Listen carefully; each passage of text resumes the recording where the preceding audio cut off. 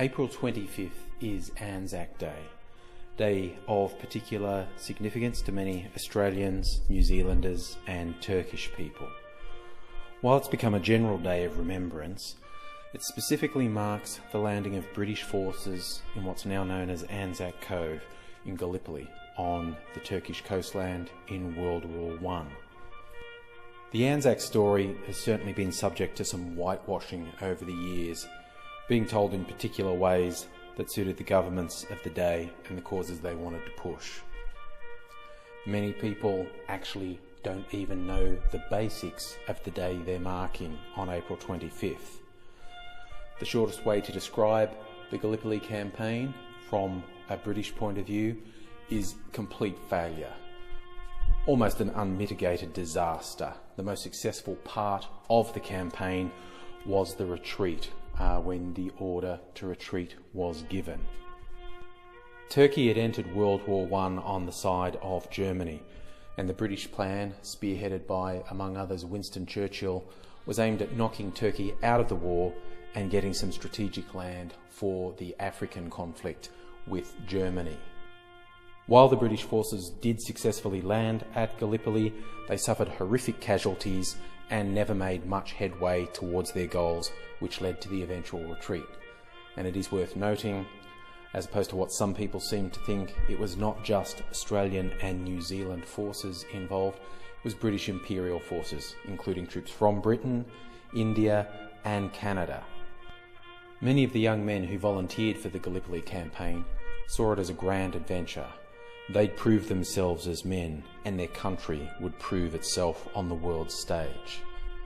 Any sense of it being an adventure was probably finished very quickly after seeing the thousands of casualties on the landing and the constant build-up of casualties every day from then on. Put yourself in the place of one of the young volunteers. You're most likely only 18 or 19. There's a good chance you're younger. You lied about your age in order to join up. Prior to joining up, you'd probably never left your hometown. Now you've travelled halfway around the world to a place you probably couldn't find on a map. Your sense of adventure would have been killed along with the thousands you saw slaughtered from the landing and in the days onwards. You've gone from innocent to seeing death day in, day out, sharing your trenches with unburied dead bodies. Not just people who are shot, they're dying of disease, they're freezing to death. Sometimes in heavy rain, the wounded are drowning in the trenches and their bodies are left to lie there. Some months later, you called up for an engagement which became known as the Battle of Lone Pine. The Turkish trench you're aiming to capture is not much more than 50 metres away over open space. If you stayed quiet, you could probably hear the enemy soldiers talking. Late in the day, the order to go over comes through and you charge. A lot of your mates fall, but most of you make it to the trench and actually achieve your immediate objective.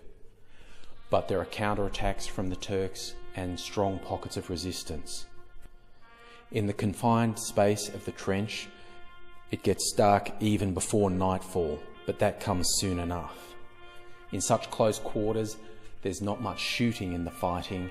It's bayonet and rifle butts used as bludgeons.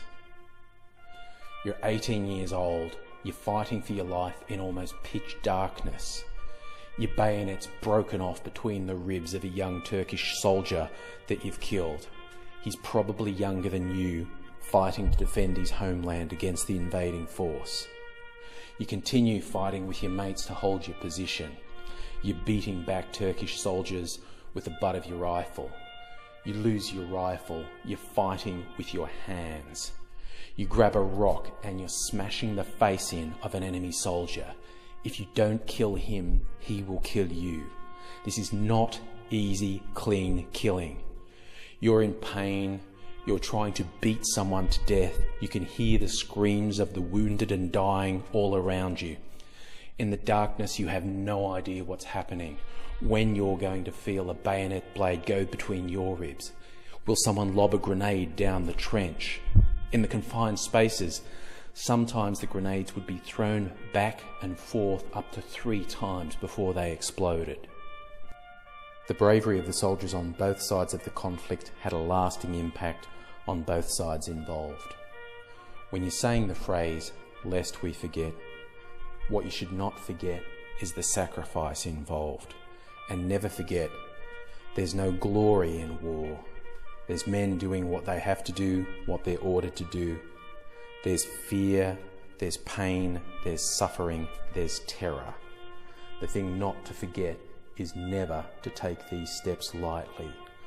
That is the best way to commemorate the sacrifice of people who laid down their lives in the hope that their country people would be free.